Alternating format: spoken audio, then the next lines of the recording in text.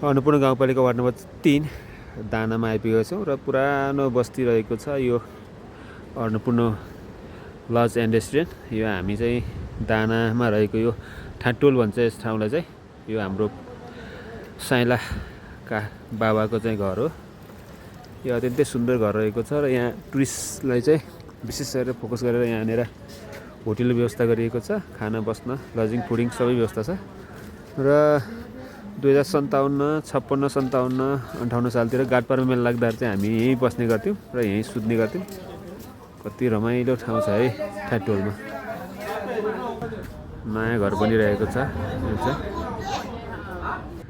बस्ने ठाउँ अत्यन्तै सुन्दर कोठाहरू रहेको थियो, चाडो कोठा थियो है। यहाँ शिवदाई सुत्नुहुन्थ्यो, जीवन, गोविन्द लगायत हामीहरू सुत्ने यो माथिल्लो कोठाहरू रहेको थियो। काठमाडौँ मेला लाग्दा चाहिँ हामी यहाँ सुत्थ्यौँ र दानामा भुइँ पूजाको पनि हामी यहाँ सुतेका थियौँ है। कति राम्रो अझै पनि रहेछ है घर।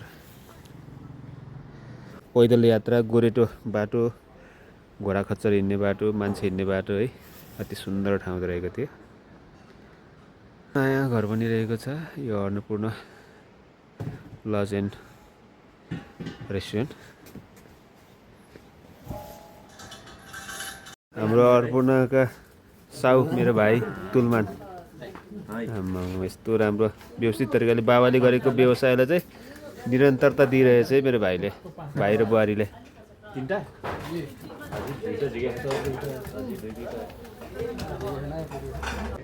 नयाँ टेक्नोलोजी आइपुगेछ है सुन्तला टिप्ने। ओहो यस्तो टिप्ने अन्त